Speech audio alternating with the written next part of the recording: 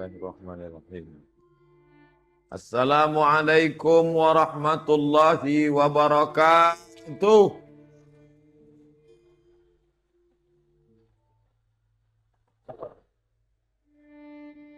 Alhamdulillah wassalatu wassalamu ala Rasulillah Sayyidina wa Maulana Muhammad ibni Abdullah wa ala alihi wa sahbihi wa man tabi'ahu wa mawala. Yang sama-sama kita hormati alim ulama, tokoh masyarakat, tokoh adat, para pemimpin-pemimpin umat. Dapat saya sebut satu persatu. Yang besar tak dihimbau gelar, yang kecil tak disebut nama. Insya Allah kita semua dimuliakan Allah Subhanahu wa ta'ala. Apa kareba semuanya? Itulah cuman yang saya bisa. Ustadz Somad sudah sampai ujung pandang apa belum? Saya jawab baru sampai Makassar. Rupanya namanya dua, tempatnya satu. Saya senang sampai di Makassar ini. Berjumpa dengan kawan-kawan, sahabat-sahabat dulu yang lama sama-sama kuliah di Al-Azhar, Kairo, Mesir. Tatap muka menyambung ukhuwah Islamiyah. Kalau ada hubungan darah, ada hubungan kekeluargaan, sepupu, sewali, itu namanya silaturahim. Tapi kalau tidak ada hubungan, maka disebut dengan ukhuwah Islamiyah. Maka saya dengan saudara-saudara saya di Makassar, kita tidak silaturahim. Karena saya dari Nun yang jauh di sana, di Pulau Sumatera. Sumatera paling atas, Aceh. Turun dari Aceh, Sumatera Utara, Medan. Turun lagi ke bawah, berjumpa dengan satu provinsi, Riau. Di provinsi Riau ada salah satu kabupaten namanya Indragiri Hilir. Di Indragiri Hilir banyak saudara-saudara saya yang berasal dari Makassar, Bugis. Bahkan berpengaruh terhadap bahasa, berpengaruh terhadap kota. Nanti saya insya Allah Idul Adha akan menyampaikan khutbah di salah satu kota di Riau. Nama kotanya Perawang. Saya kalau ditanya orang, dari mana asal kata Perawang? Saya tak tahu. Akhirnya saya nonton TV. Pas di acara TV itu yang mengisi acaranya Ketua KKS, Kekeluargaan Sulawesi. Namanya Daeng Yusuf. Disitulah saya baru paham. Dia bilang, masyarakat Sulawesi punya pengaruh besar di Riau. Sampai nama kota pun berasal dari bahasa orang Sulawesi Selatan.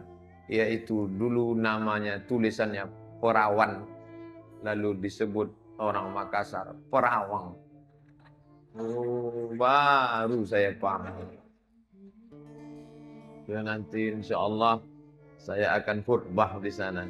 Saya yakin sebagian orang Riau pun kalau ditanya itu tak tahu. Saya pun baru tahu setelah nonton TVRI. Bapak-bapak, ibu-ibu yang dimuliakan Allah Subhanahu wa ta'ala, saya tak merasa asing di sini. Walaupun penerbangannya lumayan jauh. Berangkat tadi sholat subuh di airport. Lalu kemudian menuju Jakarta. Di Jakarta transit 3 jam. Setelah itu barulah sampai ke Makassar. Tapi sambutan luar biasa. Seumur umur saya ceramah, baru ini ceramah mikrofonnya sebanyak ini. Mau yang besar, mau yang kecil, mau yang sedang, sampai tolong nanti dibuatkan fotonya, kenang-kenangan saya seumur hidup. Dari depan, begitu kami tadi berangkat dari hotel, langsung begitu depan, tidak ada mobil yang boleh masuk. Tutup. Tutup. Mobil-mobil mewah, mobil mahal. Terus, begitu kaca kami dibuka, Ustadz silakan masuk. Begitulah penghormatan masyarakat Makassar. Dan saya termasuk orang yang suka membaca sejarah ulama. Ada satu ulama yang saya kagumi, namanya Syekh Yusuf Al-Makassari Tajul Khalwati. Taj artinya mahkota. Khalwati nama tarekat, yaitu tarekat Khalwatiyah. Beliau diberi gelar Tajul Khalwati. Dan dia pula bernama Al-Makassari. Dulu saya bingung, Al-Makki orang Makkah, Al-Madani orang Madinah, Al-Misri orang Mesir, Al-Basri orang Basrah, Al-Kufi orang Kufah. Al-Makassari mana nih? Rupanya Makassar. Bahkan ada pula sahabat kemarin nanya saya baru pulang dari Batam. Orang Batam, Al-Batami. Orang Batam. Mau kemana Ustaz? Besok saya mau tausiah di Makassar. Oh, Makassar itu dari bahasa Arab, kata dia. Loh, saya nggak tahu Makassar di bahasa Arab. Ya, apa itu? Ma artinya tidak. Kasar artinya kurang. Makassar tak ada kurangnya. Itu dia tak mau sebut namanya. Menjaga kode etik jurnalistik. Tapi yang saya rasakan selama di sini memang tak ada kurang. Makanan cukup, minuman cukup. Tadi pas mau sholat saya penasaran. Apalah yang di depan itu pakai sarung kuning bunga-bunga. Dalam pikiran apa? Begitu dibuka rupanya botol aqua. Luar biasa. Banyak hal-hal tak terduga di makanan. Mohon maaf Ustadz Abdul Somad. Mestinya di luar sana dipasang layar. Kami kurang antisipasi kata orang tua kita. Alhamdulillah tidak menyurutkan masyarakat Makassar. Layar tidak ada. Juga sampai ke tangga penuh.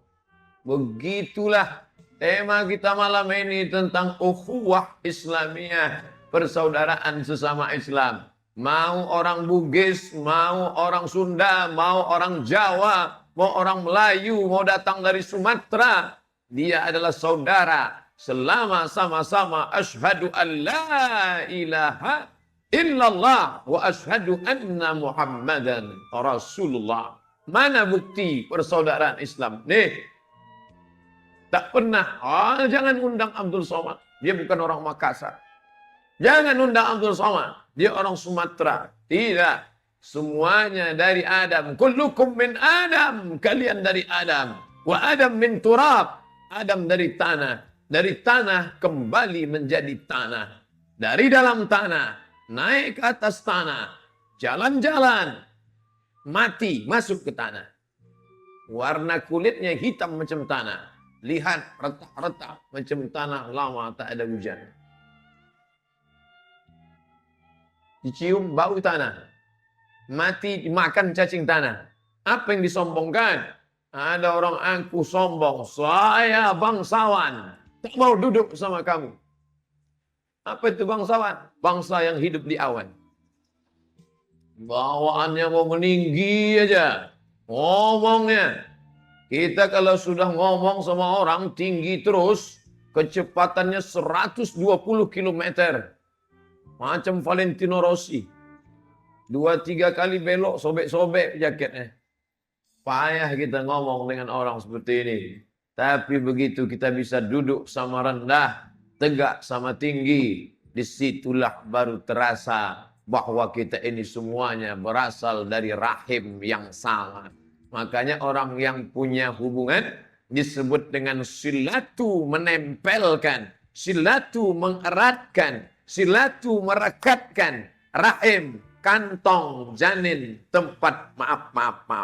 Kantong janin tempat anak dalam perut perempuan. Itu disebut dengan rahim. Rahim kan berasal dari bahasa Melayu. Rahim bukan bahasa Indonesia. Rahim dari bahasa Arab. Diambil dari Asmaul Husna. Yang pertama kali kita buka Al-Quran. Bukan a'udzubillahi minasyaitonirrajim. Bismillahirrahmanirrahim. Jabbar. Nah, tapi yang pertama disebut bukan kuasa Allah, bukan kehebatan Allah, bukan keagungan Allah. Yang pertama yang disebut Bismillahirrahman, kasih sayang Allah. Ar-Rahim, sebagaimana sayangnya Rahman, begitulah sayangnya Rahim. Artinya apa?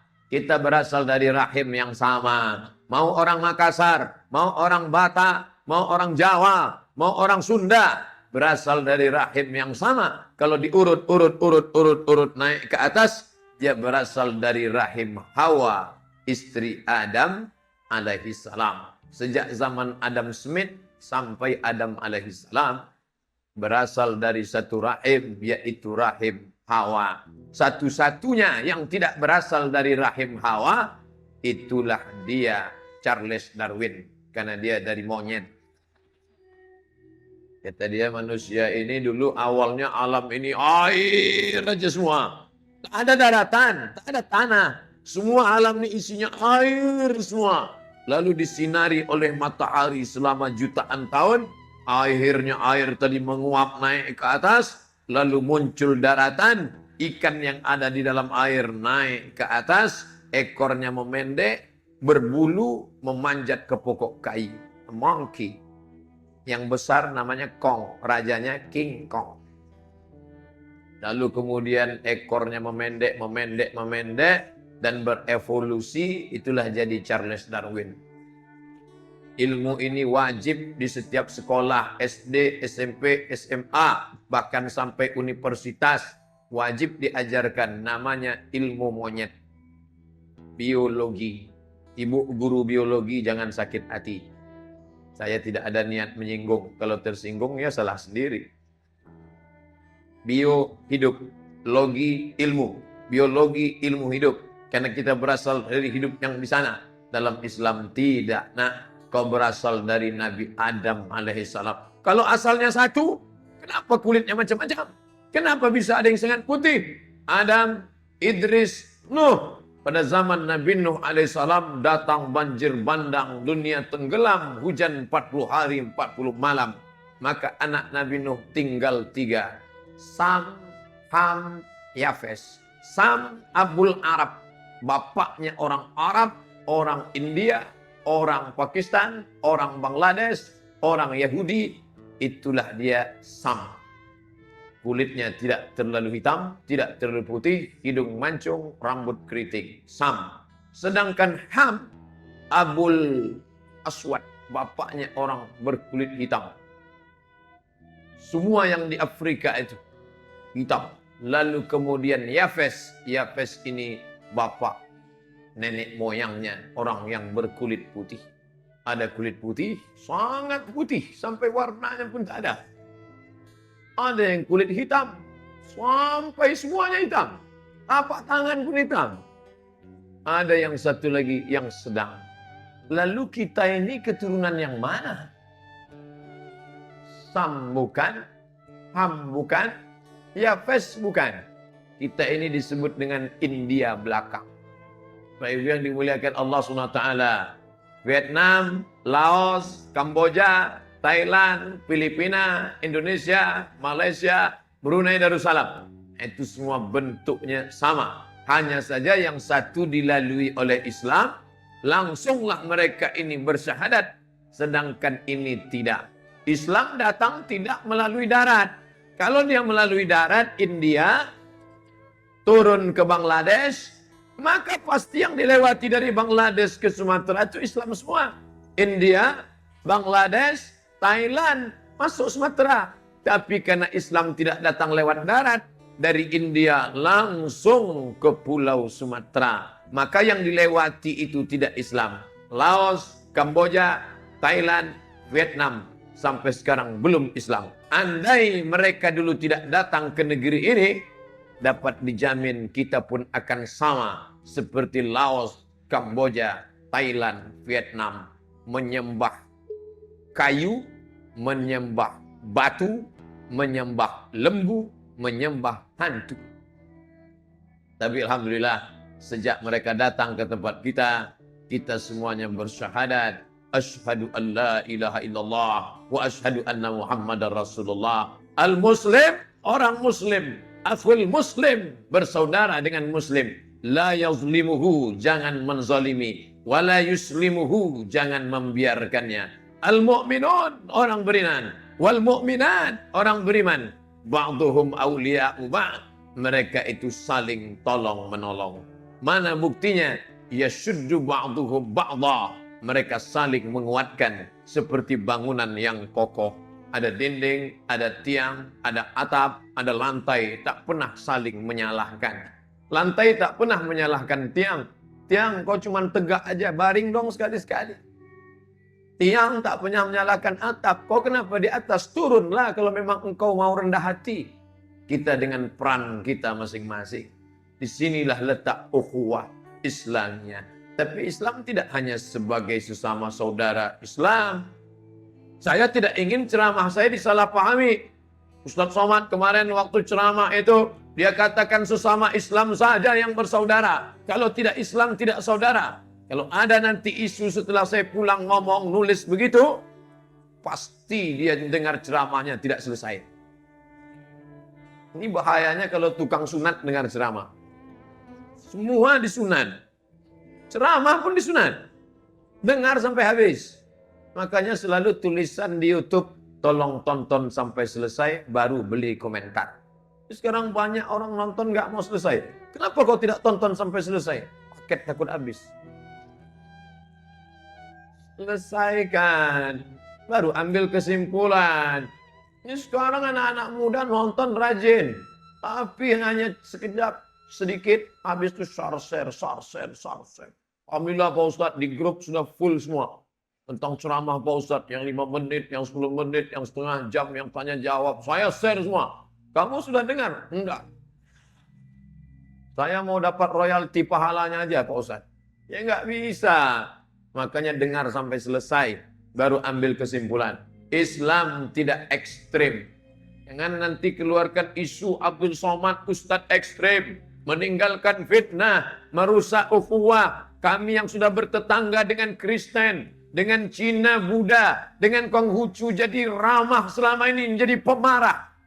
Tebarkan Islam yang ramah, bukan Islam yang marah. Sampai-sampai ketika Syekh Atiyah Saqar, guru besar Al-Azhar, bahkan pernah mencapai derajat sebagai mufti Al-Azhar. Ketika ditanya, Syekh, boleh apa tidak memberikan hewan kurban kepada non-muslim? Apa kata Syekh Atiyah Saqar dalam kitab Fatwa Al-Azhar? Boleh memberikan daging kurban kepada non-muslim bersyarat. Syarat pertama, daging kurban sunnah, kurban wajib tak boleh. Apa itu kurban wajib? Kurban nazar. Saya bernazar, kalau anak saya lulus PNS, saya mau kurban. Tapi kalau dia tidak lulus, sampai mati saya nggak akan berkurban. Itu tak boleh. Maka dagingnya itu tidak boleh. Karena yang wajib tidak boleh diberikan kepada non-muslim. Makanya zakat hanya 8 asnaf. Innamas sadaqatu lil fuqara wal masakin wal amilin 'alaiha wal mu'allafati qulubuhum wa fir riqab wal gharimin wa fi sabilillah wa ibnis sabil. Tapi kurban sunat silakan. Jadi jangan ekstrem. Yang bertetangga dengan Cina, yang bertetangga dengan Batak, yang bertetangga dengan Manado, yang bertetangga dengan Kristen. Tiba-tiba nanti anak muda pulang bawa daging kurban. Itu 2 plastik, kenapa nggak kamu kasih? Dia bukan golongan kita. Terus, dia tidak layak menerima kurban. Dia yang harus kita kurbankan. Oh, jangan. Islam bukan begitu. Tidak pernah ada ulama mengajarkan. Bila dia beda agama dengan engkau, bakar rumahnya, hancurkan dia, bunuh dia, ambil anaknya, ambil istrinya. Tidak ada. Itu namanya ekstrim, keras. Sedangkan ustadz yang ceramah kemarin malam tidak ekstrim, tapi dia lembut dan manis, es krim. Nih, menyampaikan rahmatan wa ma arsalnaka illa rahmatan lil alamin, yang mendapat rahmat dengan kedatangan Sayyidina wa Maulana Muhammad, bukan hanya manusia tapi juga rahmatan semesta alam. Itulah yang dinyanyikan oleh ibu-ibu tadi. Sebelum Ustaz Abdul Somad harap ini ada solawat. Ini ungkapan ibu-ibu Makassar ingin menyambut Ustaz Abdul Somad. Salatullah, salamullah ala Rasulillah Salatullah, salamullah ala Yasin Habibillah. Siapa tuh Yasin sama Toha Pak Ustadz? Ya Nabi Muhammad. Ala Toha Rasulillah, ala Yasin Habibillah. Siapa yang ngomong nama dia? Anal Mahi, aku Al-Mahi. Al-Mahi menghapus dosa. Anal Aqib, aku yang terakhir. Terakhir apa maksudnya? Terakhir para nabi. Anal Hasyir, aku yang akan membangkitkan. Siapa dia yang membangkitkan? Muhammad. Ana Ahmad. Dia juga Ahmad. Makanya dalam Quran disebut ya'ti min ba'dismuhu Ahmad. Anal Fatih, aku pembuka. Anal Khatim, aku penutup. Ana Toha, aku Toha. Aku juga Yasin. Jadi Toha dan Yasin adalah nama dia. Makanya di tempat kita, namanya siapa? Muhammad Toha. Itu Pak apa namanya? Muhammad Yasin. Dulu, nama orang dulu begitu. Sekarang, nama siapa? Charles. Mohon maaf Bang Bapak namanya Charles. Gak apa-apa. Nama yang paling baik, paling tinggi, nama yang ditempelkan kepada Allah. Nomor 2, nama yang ditempelkan kepada Sayyidina Muhammad sallallahu alaihi wasallam. Mana contoh nama yang ditempelkan kepada Allah? Abdu, hamba. Allah, Abdullah. Asmaul Husna. Abdullah, Abdul Rahman, Abdul Wahab, Abdul Ghafur, Abdul Somad. Nama yang ditempelkan kepada Nabi. Siapa namanya? Ibrahim. Siapa namanya? Ishak. Siapa namanya? Nuh. Siapa namanya? Muhammad Ibrahim, Muhammad Ishak, Muhammad Nuh, Muhammad Adam. Dulu begitu nama orang. Sekarang enggak. Nama anak bapak siapa? Noah. Itu orang barat yang nyebut. Kalau dalam Quran Nuh. Nama ibu anaknya siapa? Solomon. Sulaiman. Nama kamu siapa bro? Bram. Begitu dilihat KTP pas mau naik pesawat ke airport. Siapa? Coba minta KTP untuk ini. Ibrahim. Bolak-balik diketik di FB Ibrahim. Kok nggak ada gambarnya? Nama ente siapa? Aku cari Ibrahim nggak ada. Bram. Bapak Ibu yang dimuliakan Allah Subhanahu wa taala. What is in a name? Apalah arti sebuah nama? Tapi dalam Islam nama adalah doa. What is in a name? Apalah arti sebuah nama? Siapa yang ngomong begitu? Shakespeare. What is in a name? Shakespeare seorang penulis novel dari Inggris. Shakespeare, namanya aja. Udah terbayang, ini orang pasti nggak pernah mandi wajib. Sunat. Ustadz ini provokator nih. Saya tidak provokator. Saya bicara tentang kebenaran. Tapi bahwa dia bersaudara. Ya, ini semua ukhuwah Islamiyah. Tapi dengan Shakespeare, dengan Charles, dengan Bernard. Maka kita bersaudara ukhuwah insaniyah. Sama-sama manusia. Sayyidina Ali karramallahu wajhah menimba air. Ngambil upah nimba air sumurnya dalam. Di rumah orang Yahudi. Nabi SAW tidak melarang. Itu dalil boleh kerja di tempat orang non-muslim. Pak Ustadz, saya security ini. Kantor non-muslim. Apakah gaji saya halal? Halal. Mana dalilnya? Sayyidina Ali mengambil upah menimba air di Madinah. Nabi tidak melarang. Sekantor dengan non-muslim. Tidak apa-apa. Tapi kalau sudah masalah agama, tidak ada tawar-menawar. Wala ana abidu ma'abattum wala antum abiduna ma'abud lakum dinukum. Jadi sekarang kita berhadapan dengan 3 kelompok. Ekstrim kanan. Kalau beda dengan agamamu, jangan tegur, jangan sapa, jangan senyum. Campakkan dia ke laut. Ekstrim kanan. Yang ekstrim kiri, dia adalah saudara kita. Maka kita harus ikut semua perayaannya. Cap Gome hadir. Gong Sifak Cai ikut. Jingle bell, welcome. Nggak bisa. Yang benar itu yang mana? Yang tengah. Wa kadzalika ja'alnakum ummatan wasata. Kami jadikan kamu yang tengah. Apa dia? Masalah bertetangga, bersahabat, sekantor, enggak apa-apa. Tapi kalau sudah masalah agama, I'm sorry my dear. Tolong my friend, tolong. Tadi waktu saya mau masuk, tolong. Bingung gimana caranya meminta tolong. Enggak mungkin, excuse me, tabe. Gitu caranya, akhirnya dapat jalan. Tabe, saudaraku, kita berbeda keyakinan. Masalah kau datang ke rumahku makan ketupat, opor ayam, no problemo.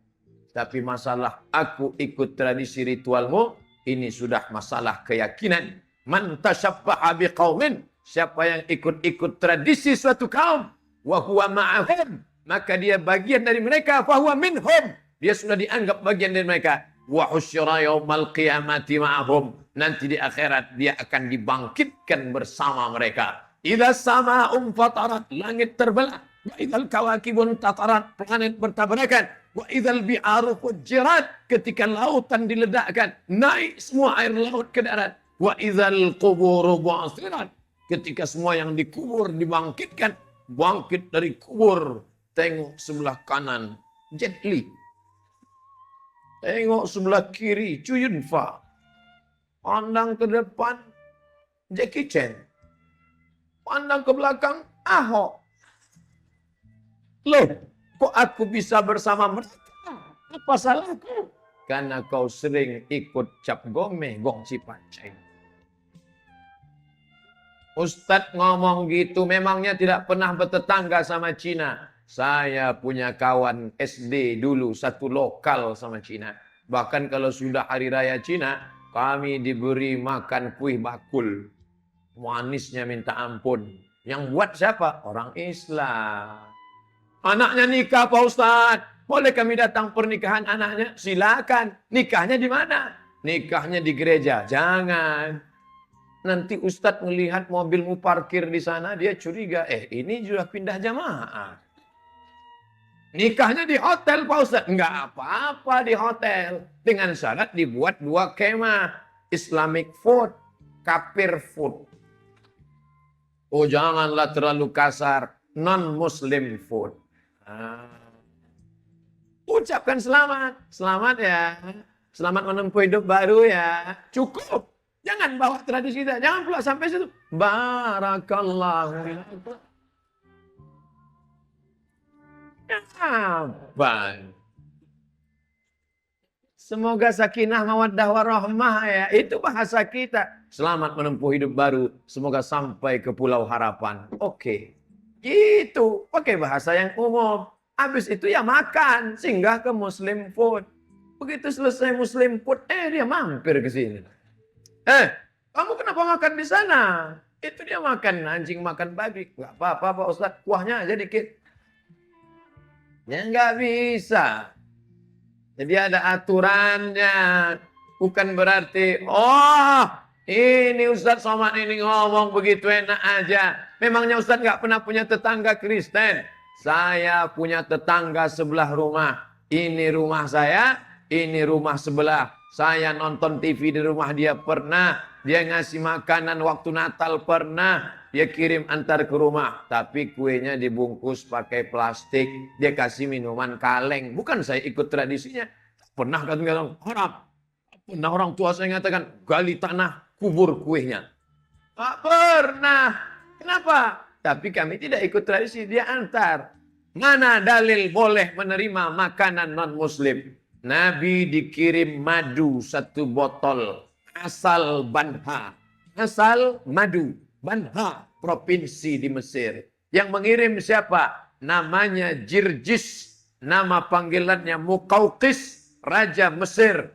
Nama kotanya Alexandria. Didirikan oleh Alexander the Great. Lebih kurang 200 km dari Kairo. Di tepi laut Mediterania. Datang pembawa surat Nabi. Dari kota Al-Madinah Al-Munawwarah. Namanya Hatib bin Abi Balta'ah. Jirjis membaca surat Nabi. Dia terpukau. Dia kirim hadiah. Di antara hadiahnya madu. Diminum Nabi sampai habis. Jadi kalau ada bapak ibu dikasih maju sama non-muslim, sampai sekarang takut meminumnya, minumlah. Setelah saya sampaikan ini tetap juga takut, kasih sama saya biar saya minum. Perlu takut. Diberi Nabi diberi kendaraan, bighal, lebih besar dari keledai, lebih kecil dari kuda. Diterima Nabi, dipakai oleh Nabi Sallallahu Alaihi Wasallam. Diberinya kain itu diterima Nabi. Makanya kita boleh pakai kain yang bukan buatan orang Islam selama tidak ada kaitan agama. Begitu dibuka baju koko, bajunya koko. Begitu dibuka, made in China. Kan berarti haram pakai barang orang asing. Tidak, selama tak ada kait mengait dengan agama. Bapak Ibu yang dimuliakan Allah Subhanahu wa taala, kepada sesama manusia ada yang lebih unik lagi nih Islam. Kalau dia baik kepada sesama muslim, biasa, tak ada yang luar biasa. Baik kepada manusia, ya, dia manusia.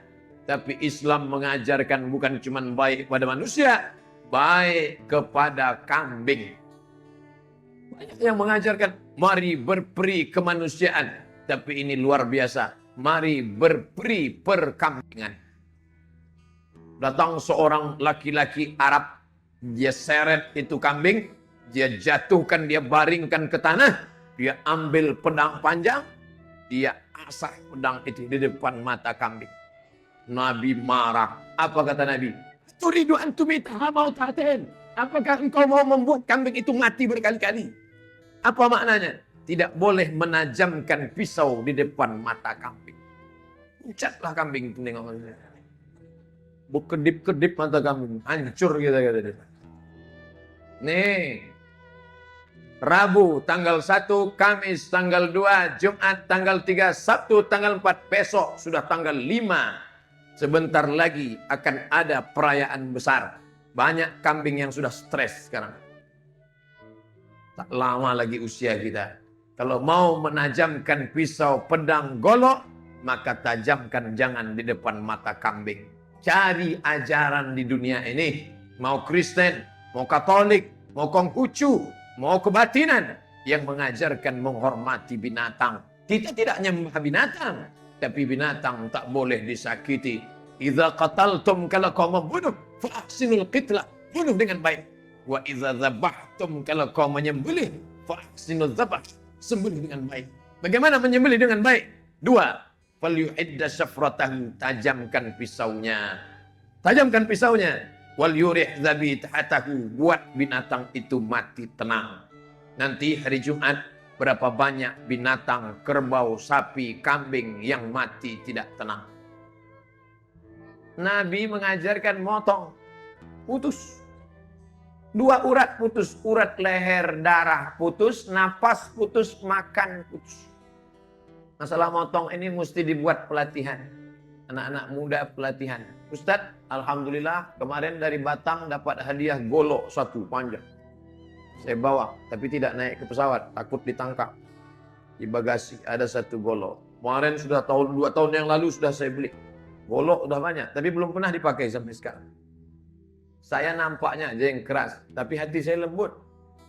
Saya tak sampai hati motong sapi itu. Motong ayam pun tak sampai hati, ini makhluk Allah. Tapi kalau sudah dimasak, tak sampai hati pula membiarkannya.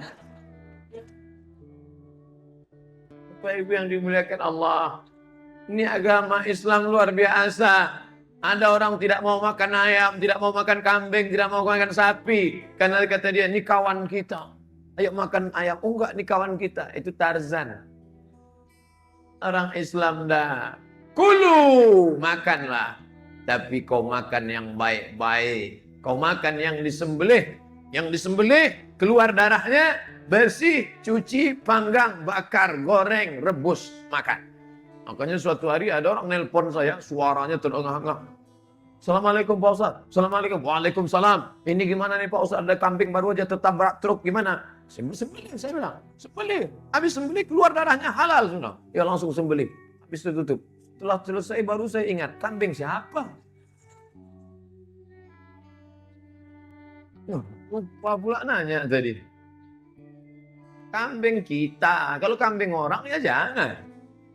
Makanya kalau sudah malam tahun baru, anak-anak muda bakar-bakar ayam sampai jam 1, jam 2 malam. Oh, kami kemarin bakar ayam, Pak Ustaz. Ayam siapa yang kalian bakar? Pokoknya semualah, ayam tetangga ya. Masalah ada ayam lepas, kami bakar semua, Pak Ustaz. Ingat, makanan berpengaruh terhadap cara pikir kita. Maka Islam mengajarkan akhlak kepada binatang. Idza qataltum, kalau kau membunuh, bunuh dengan baik. Lalat, ini lalat mengganggu tidur siang, nempel ke hidung, nempel ke telinga, nempel ke mata, nempel ke kening. Pukul, tapi sekali pukul mati. Pukul, mati. Ini enggak. Marah sama lalat karena ganggu tidur siang, dipukul, tangkap, cabut sayapnya satu. Pula mati, lepaskan. Hai lalat, kau sampaikan kepada friend-friend, geng-geng yang lain. Jangan lagi masuk. Terbanglah lalat itu dengan satu sayap berputar-putar. Kau sudah zalim menganiaya. Nih, hati-hati. Binatang pun kita diperhatikan.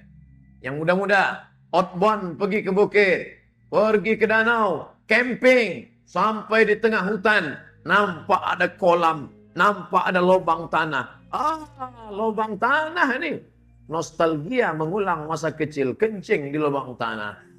Tengok kiri kanan orang tak ada, buang air lubang tanah. Jangan. Nabi melarang. La ya bulanna. Jangan kamu buang air kecil, jangan kencing. Fil juhri, di lubang tanah. Kenapa? Dalam Hasyiah As-Sindi An-Nasai dikatakan, karena lubang tanah itu merupakan sarangnya semut.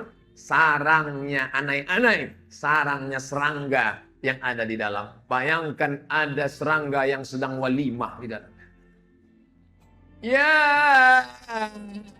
ayyuhalladzi ya ayyuhan udkhulu masakinakum. Hai pasukan semut, masuklah kalian ke sarang-sarang kalian. Hai pasukan semut, masuk kalian ke sarang kalian agar pasukan Sulaiman tidak menginjak kalian. Berhenti, stop. Kita perlu pemimpin yang mengerti bahasa semut. Kita perlu pemimpin yang mengerti bahasa kambing. Apa makna ucapan Ustadz Somad? Pemimpin yang di atas mengerti bahasa orang rendah, kambing, sapi, bahkan semut. Karena ada orang-orang yang teraniaya dan doanya makbul. Da'watul mazlum la turad. Doa orang teraniaya tak ditolak Allah Subhanahu wa taala. Datang seorang sahabat mengambil obor. Di sulutnya sarang semut. Dia senang melihat semut itu lari tunggang langgang. Lintang pukang. Larian semut. Dia bakar. Nabi datang. Apa kata Nabi? La yu'adzibu bin nar illa rabbun nar. Tidak boleh membakar dengan api. Kecuali Tuhan pemilik api. Ini yang suka nyakit-nyakiti semut. Di rumah Pak Ustadz yang gigit anak saya. Boleh karena dia mengganggu. Ya tak ada angin, tak ada hujan. Tiba-tiba dibakar. Bakar. Dia sangka sarang semut. Rupanya sarang tawon. Baru tahu. Semut oke, tak bisa terbang. Tawon. Nah dikejarnya. Masuk ke kolam. Dia tunggu. So ente. Kan nggak muncul. Begitu muncul mau narik napas. Baru tahu. Kenali baik-baik, sarang semut apa sarang tawon. Oleh sebab itu agama Islam ini mengajarkan kepada kita tentang berkasih sayang. Hadis yang pertama kali diajarkan dalam tradisi mengajarkan hadis, bukan hadis talabul ilmi faridatun ala kulli muslim. Bukan hadis man kharaja fi talabil ilmi, siapa yang keluar rumah menuntut ilmu, fa huwa fi sabilillah. Itu penting. Tapi dalam tradisi pengajaran hadis, hadis yang pertama diajarkan adalah Ar-Rahimuna yarhamuhumur Rahman. Al-Musalsalat bi awaliyah. Ar-Rahimuna yarhamuhumur Rahman. Irhamu man fil ardi yarhamukum man fis sama. Allah hanya sayang kepada orang yang punya hati penyayang. Sayangi yang di langit. Sayangi yang di bumi. Sayangi fakir miskin. Sayangi binatang. Sayangi manusia. Maka Allah, malaikat akan sayang kepadamu. Gara-gara kasih sayang itulah maka kita tidak menyetrika pembantu kita. Gara-gara sayang itulah kita tidak menunda gaji supir, tukang pel. Habis orang-orang yang bekerja di tempat kita mencari nafkah, tidak kita makan titik puluh keringatnya. Kenapa? Karena ada rasa kasih sayang dalam hati. Bapak Ibu yang dimuliakan Allah Subhanahu wa taala. Saya Pak Ustadz, alhamdulillah kasih sayang sama binatang. Nah, ada buktinya. Di rumah saya banyak, ada kucing Anggora. Terus ada burung kakak tua. Mantap, iya. Untuk kucing itu aja salonnya sampai 3 juta sebulan. Untuk fakir miskin, ya setahun sekali lah Pak Ustadz. Zakat fitrah. Untuk kucingnya samponya dari Amerika. Sementara dia untuk rambutnya pakai sabun telepon. Gimana nanti sama binatang? Boleh enggak ini memelihara ikan? Boleh. Buat kolam. Kadang melihat ikan dalam kolam kita senang. Stres di kantor banyak tekanan. Di jalan. Begitu pulang ke rumah melihat ikan. Senang. Tapi ikannya buat ramai-ramai. Ikan mas koki. Ikan dari Jepang itu. Ramai. Bagus. Burung Pak Ustadz. Buat sarangnya besar. Ada pokok kayu di dalam. Ada kolam di bawah. Buat pasang-pasangan. Ini sekarang banyak orang menyiksa burung. Dibuatnya burung satu sangkar. Cantik. Tapi seekor dari sejak akil balik tak pernah nampak. Seekor. Setiap pagi dia. Padahal burung itu menjerit. Kamu. Dia ada mantap. Terus. Padahal dia sudah menyiksa binatang. Pernah tak kita terpikir tentang itu? Nanti pulang dari sini coba tengok raut wajah burung. Memang betul wajah orang mau minta kawin Pak Ustaz. Belikan burung betina. Buat sarangnya besar. Ada pokok kayu di dalam. Ada kolam-kolam ikan. Ada rumput-rumput tempat dia berjalan. Mereka adalah binatang. Tapi juga mereka disebut Allah sebagai umat. Wa ma min dabbatin fil ardi, binatang yang melata di bumi, wala ta'irin yatiru bi janahihi, burung-burung yang terbang dengan sayapnya, illa umamun amsalukum, mereka juga umat-umat sama seperti kamu. Kita tak pernah berpikir seperti itu. Tadi saya mulai ceramah ini jam 8, sekarang pas jam 9. Cepat sekali waktu di Makassar. Mulai jam 8, sekarang jam 9. Pas 60 menit. Di mana-mana saya ceramah 60 menit sesuai yang tertulis di botol 600 ml. Tapi pengurus nampaknya sudah tahu bocoran, dibuat 2 botol. Akhirnya saya ceramah 2 jam jadi. Sama binatang sayang. Sama Kristen, sama Cina, sama Hindu, sama Konghucu sayang. Sama pokok kayu sayang. Itu orang Islam. Tapi ada orang Islam sesama Islam tak ada sayang. Bawaannya mau kelahi aja. Ustadz Abdul Somad tadi diminta penghormatan untuk jadi imam. Persilakan Ustadz. Lalu apa kata saya? Kalau pertama kali saya disuruh, saya gini. Kalau diminta kedua kali. Kenapa Ustadz nggak mau jadi imam? Memangnya suara Ustadz nggak bagus ya? Memangnya Ustadz nggak pandai baca Qur'annya? Bisa saya jadi imam. Dengar baik-baik. Bismillahirrahmanirrahim. Alhamdulillahi Rabbil Alamin. Ar-Rahmanir-Rahim. Maliki Yaumiddin. Udah sampai itu aja. Kenapa Ustaz nggak mau maju tadi? Saya tidak tahu masjid ini pakai mazhab yang mana. Saya tidak mau menimbulkan fitnah. Ternyata masjid ini memakai pendapat Imam Hambali. Imam Hambali bismillahnya tidak kedengaran. Alhamdulillahi Rabbil Alamin. Ar-Rahmanir-Rahim. Maliki Yaumiddin. Itu Hambali. Sedangkan saya di masjid dekat rumah saya pakai bismillah jahat. Bismillahirrahmanirrahim. Alhamdulillahi Rabbil Alamin. Maka saya tak ingin merusak. Ini adab etika ikhtilaf namanya. Bukan saya keluar dari sini menyalahkan imam. Saya nggak setuju dengan imam tadi. Bukan nyindir-nyindir imam. Ustadz, boleh nanya Ustadz? Boleh. Apa hukumnya berimam dengan imam yang nggak pandai baca bismillah? Itu namanya.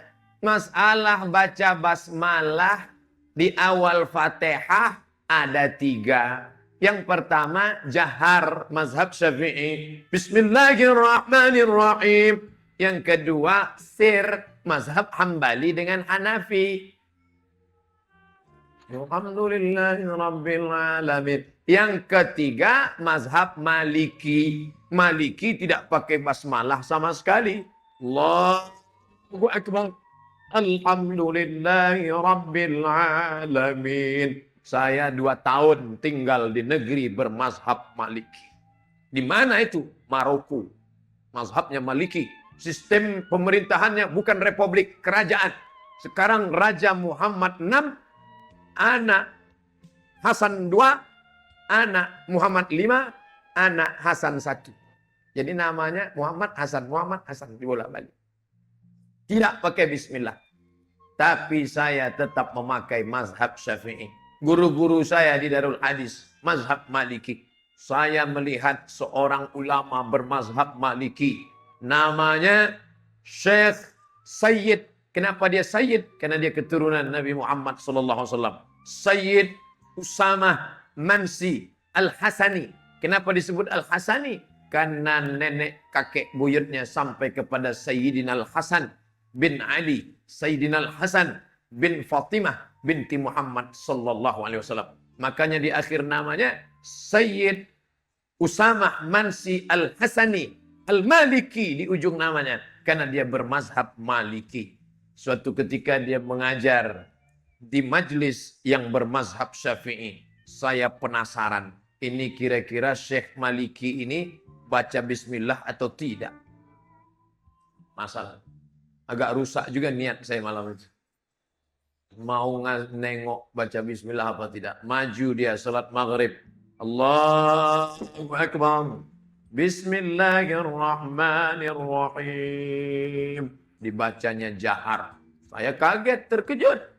Selesai itu saya nggak nanya. Adab, etika, segan, nggak enak hati. Saya diam. Tapi nampaknya dia tahu hati kecil saya. Saat menjelaskan dia ceritakan. Menurut guru-guru kami dulu. Dia tak katakan menurut saya. Tidak. Menurut kami dulu.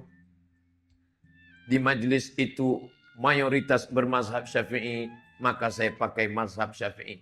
Masjid ini sudah menetapkan pakai itu. Ikuti. Jangan sampai saya nggak maulah sholat di masjid itu. Kenapa? Imamnya nggak bisa menyebutkan bismillah. Nanti saya ajar dia mengucapkan bismillah. La ilaha illallah Muhammad Rasulullah. Ini etika berbeda mazhab. Saya sampai sekarang, bapak sampai sekarang, ibu sampai sekarang, ada yang mengucapkan sama satu masjid. Tapi berbeda cara memasang niatnya. Yang satu masang niatnya, dia mesti ucapkan di mulut. Usolli fardal isya. Arba'a raka'atin adaan ma'muman lillahi ta'ala. Allahu Akbar. Tapi yang satu dah. Itu masuk masjid. Allahu Akbar. Enggak berniat ya.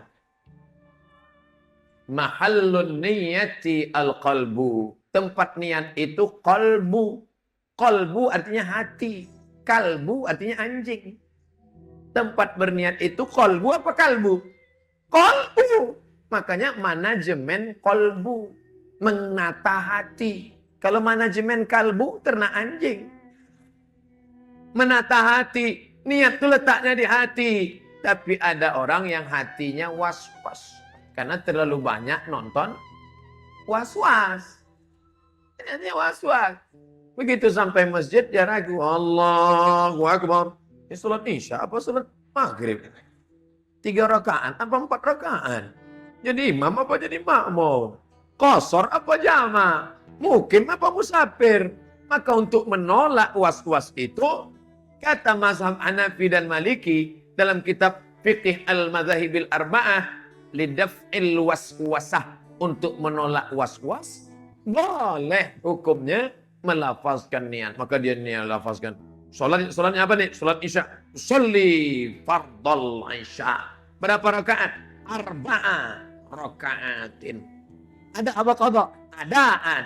Jadi imam apa jadi makmum? Makmuman lillahi ta'ala. 4 rakaatin. Allahu Akbar. Jangan kelahi gara-gara itu. Ukhuwah Islamiyah rusak hanya gara-gara usolli. Yang satu mengatakan kalau enggak pakai usolli, enggak sah. Yang satu mengatakan siapa yang pakai usolli, bid'ah. Akhirnya bertinju antara usolli dan tak usolli. Yang ketawa siapa? Yang enggak sholat di luar masjid. Kenapa mereka kelahi? Kenapa mereka kelahi di masjid? Gara-gara usolli. Untung kita enggak sholat. Lepas. Nih, nampaknya simpel sederhana.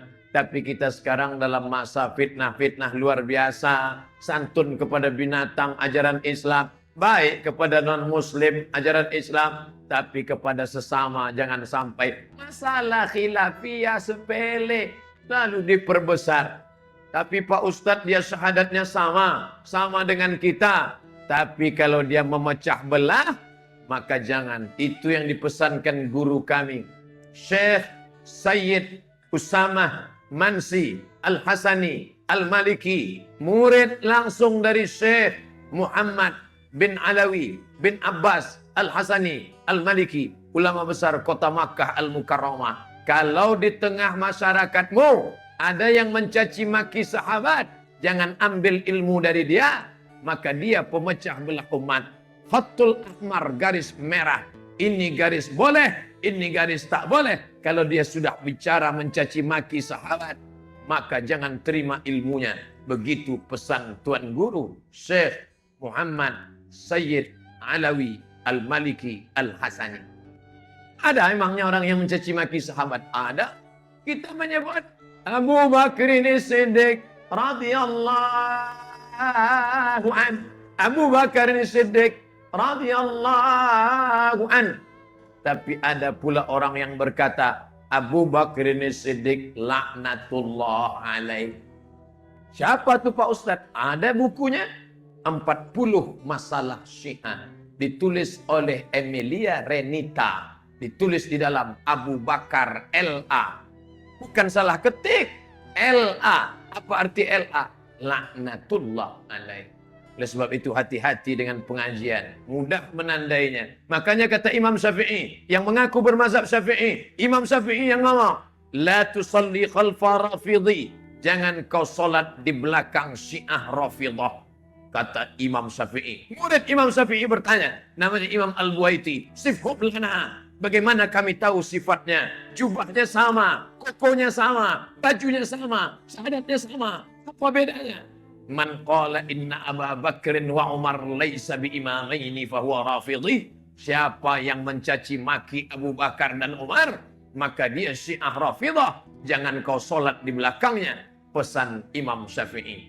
Ini bukan kata Abdul Somad. Ini hati-hati kita. Pemecah belah umat terbagi dari berbagai macam. Liberal, sekuler ingin memecah kita. PKI komunis membentur-benturkan kita. Kalangan Syiah Rafidah ingin merusak kita. Kalangan yang suka membid'ah-bid'ah ahli tahzir juga merusak hubungan kita. Hanya masalah khilafiyah.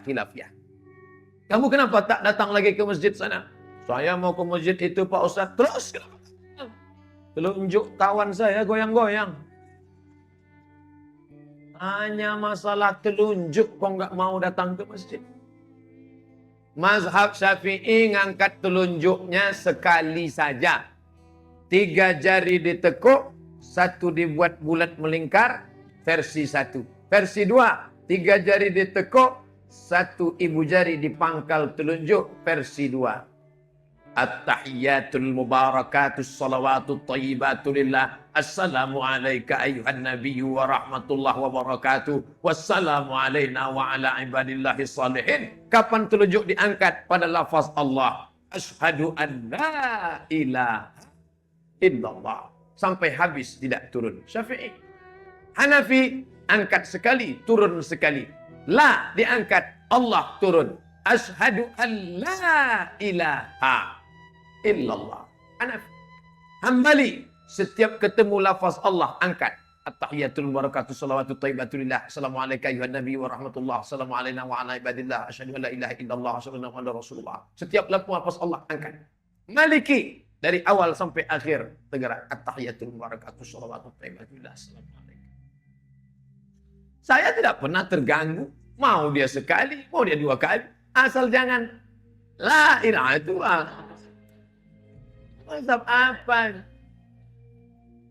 Andai ada seperti itu pun kita tidak boleh menjudge dia.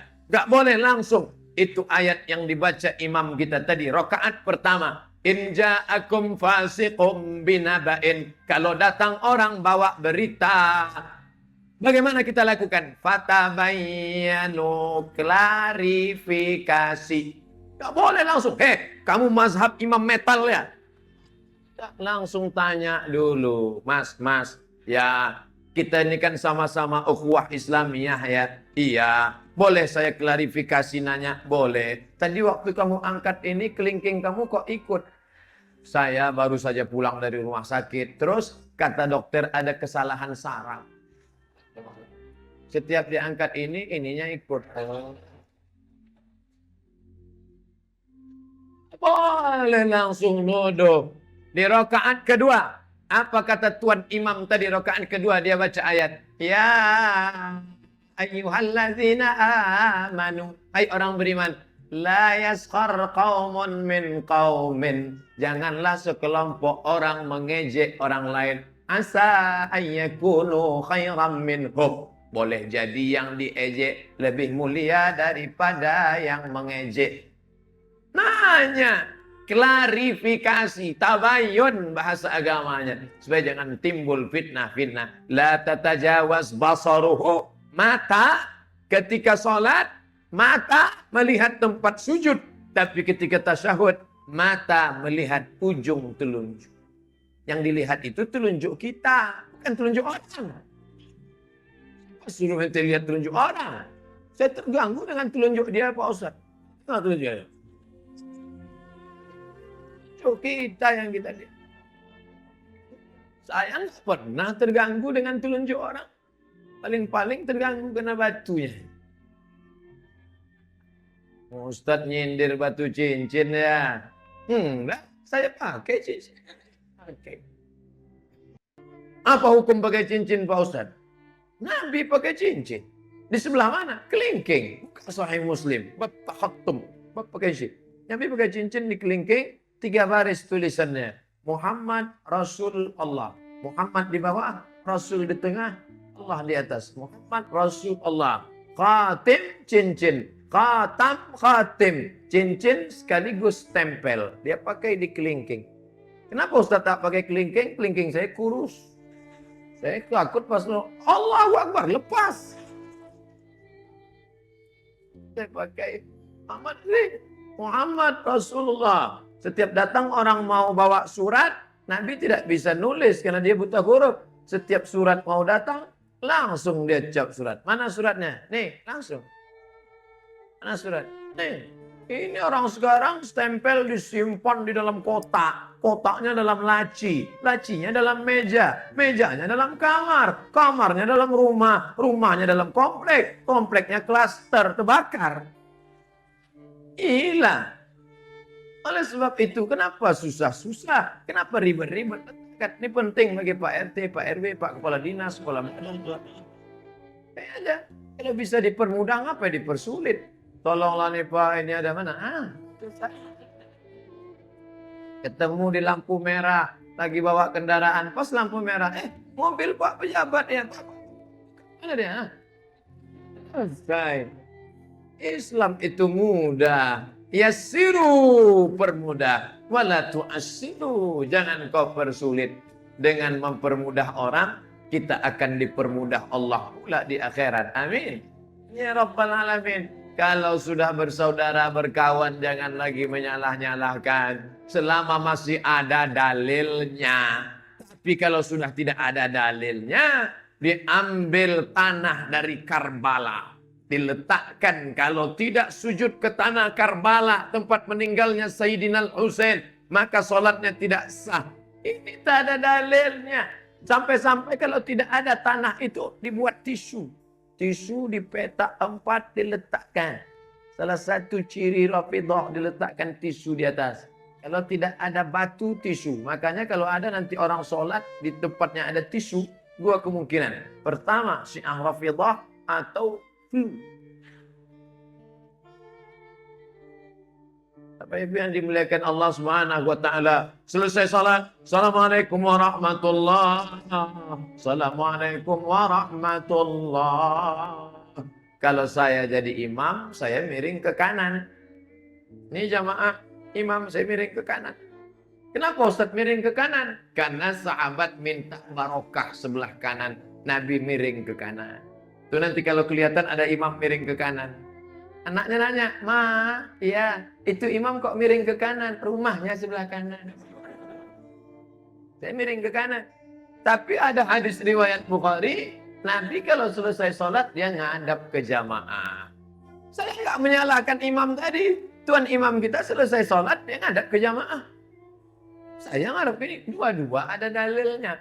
Asal jangan habis sholat nungging. Dia mau miring ke kanan. Dia mau ngadap ke jamaah. Apa salahnya? Pak Ustaz, saya nggak maulah sholat di masjid itu. Kenapa? Saya maunya sholatnya di Masjid Al-Markaz Al-Islami. Kenapa? Di Masjid Islami jelas zikirnya. Subhanallah, subhanallah, subhanallah, subhanallah. Di masjid ini zikirnya.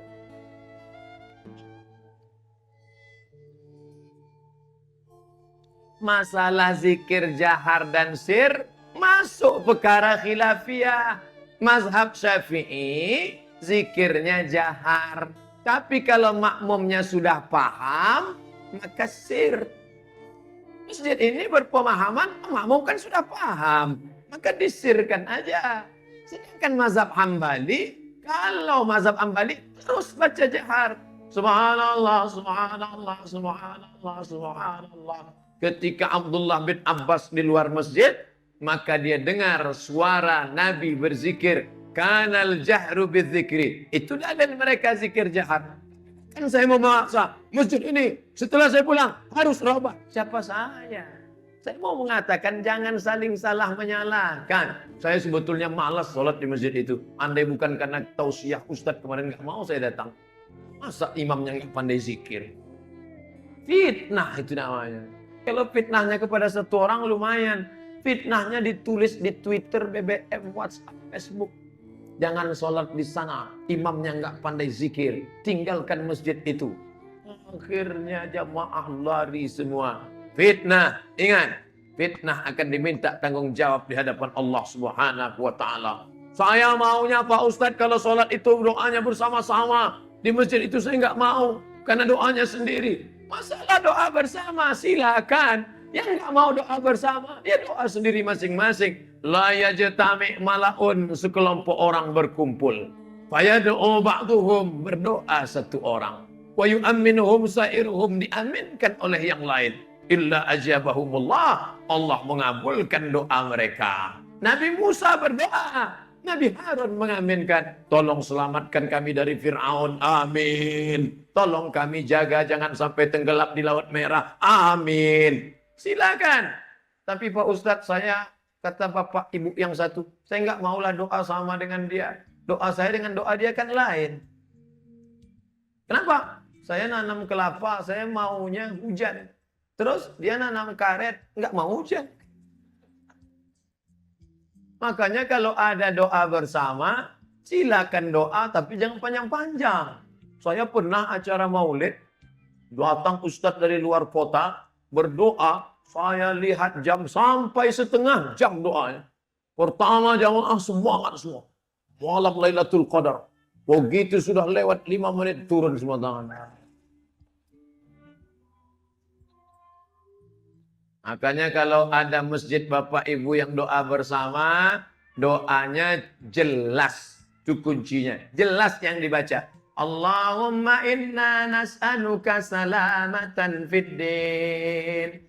Wa'afiyatan fil jasad, sampai pada akhir wa taubatan qablal maut wa rahmatan indal maut maut wa maghfiratan ba'dal maut. Ini sekarang banyak doa cepat ujung-ujungnya. Maut. Maut. Maut. Maut aja. Saya sampai sekarang dari kecil dulu nggak pernah menghafal doa pakai kertas. Nggak pernah saya menghafal doa pakai kertas. Allahumma inna nas'aluka salamatan fid din, wa afiatan fil jasad, wa ziyadatan fil ilmi, wa barakatan fil rizki. Loh, Ustaz kok bisa hafal? Telinga saya mendengar dari acara pengajian. Kalau ada wirid yasin, mak saya yasinan, saya ikut. Ternyata itu masuk ke telinga. Anak-anak ibu, anak-anak bapak yang ikut malam ini, coba bawa dia pulang. Dia akan ingat apa yang disampaikan. Ustaz tahunya dari mana? Saya kebetulan pergi naik bis. Di depan ini ada bapak-bapak bawa anak. Anaknya ngelihat saya. Lihat saya lama, saya cuek aja. Terus anaknya ceramah. Bagaimana mungkin sholat istisqa kita diterima Allah kalau yang bakar hutan ikut minta hujan? Dalam hati saya, itu kan ceramah saya.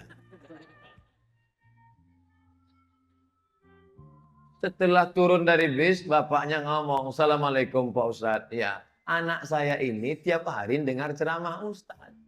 Oh, ingat dia Pak ya? Iya. Anak kecil kuat ingatannya. Beda dengan maknya. Sering saya dengar ceramah Ustadz kapan? Pas mau tidur malam. Begitu saya dengar agak 5 menit tertidur langsung. Bapak Ibu yang dimuliakan Allah. Maka anak-anak daya tangkapnya itu kita isi. Kalau doanya benar, anaknya ingat yang benar. Tapi kalau doanya maut, cobalah ibu panggil. Coba sini, coba baca doa anak. Maut aja nih. Iyalah mak, kan banyak yang meninggal di Palestina sekarang. Nampaknya sepele, sederhana. Tuh, apa pakai solawat.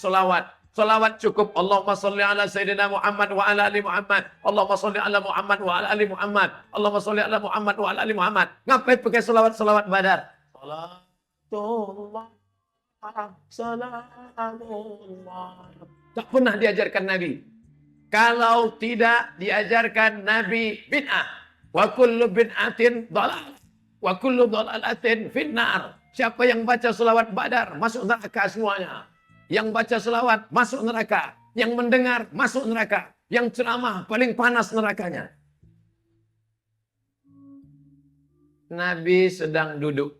Nabi sedang duduk sama sahabat. Lalu ada salah seorang sahabat yang bersyair memuji-muji Nabi.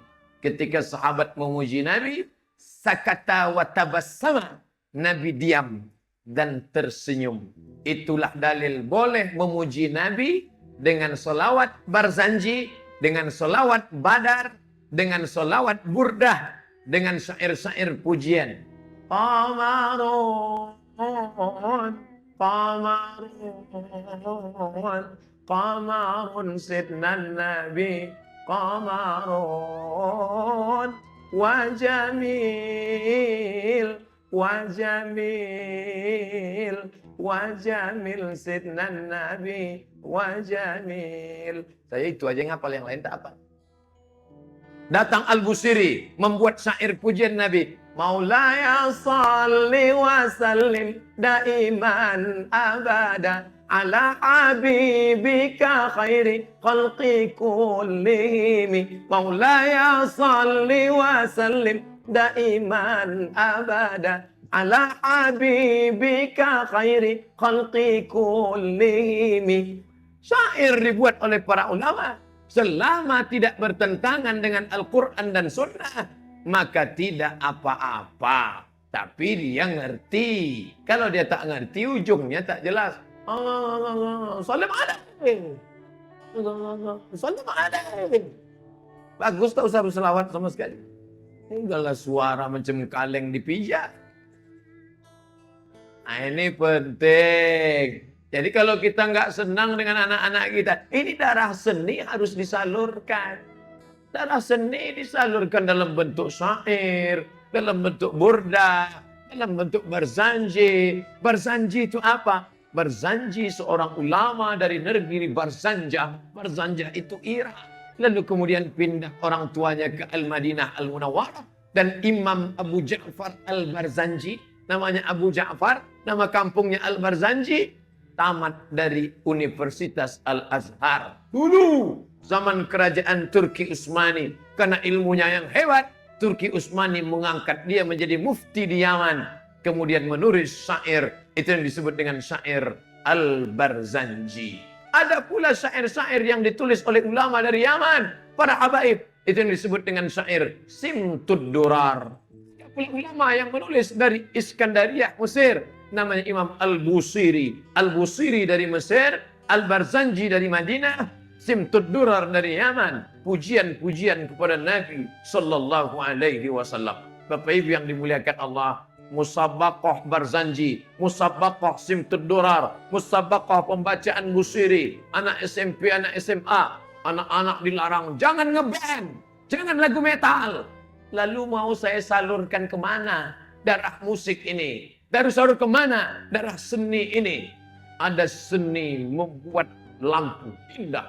Walaqad zayyana sama, kami hiasi langit bizinatinil kawakib, dengan bintang gemintang. Kami hiasi langit dengan bintang gemintang. Untuk apa? Ketika mata memandang langit, Masya Allah, Subhanallah, seni luar biasa. Dan di Makassar ini bukan cuma seni kaligrafi, bukan cuma seni lampu, bukan cuma seni bangunan, sampai pada seni terali besi. Di mana-mana masjid yang namanya terali itu ya terali besi aja. Tapi masjid kita teralinya malah kaligrafi. Kaligrafi itu. Apa tulisannya itu? Saya pun tidak bisa bacanya. Kaligrafi luar biasa. Artinya apa? Yang dulu orang suka menggambar patung, gambar patung Dewi Kuan Im, gambar patung gorila. Islam melarang patung, tidak boleh. Siapa yang buat patung, maka dia nanti di akhirat disuruh menghidupkan patung itu. Dan patung itu akan membara neraka yang akan membakar dia. Tapi seni patung berubah menjadi seni kaligrafi. Makanya di masjid-masjid banyak yang menulis kaligrafi. Masjid kita kenapa nggak ada kaligrafinya? Karena dalam mazhab Maliki, membuat kaligrafi dinding masjid makruh. Kenapa membuat kaligrafi di dinding masjid makruh? Karena orang mazhab Maliki kalau sholat matanya tidak melihat tempat sujud, tapi menghadap ke Ka'bah. Fawalli wajhaka syatral masjidil haram. Maka kalau dia ke depan nampak kaligrafi.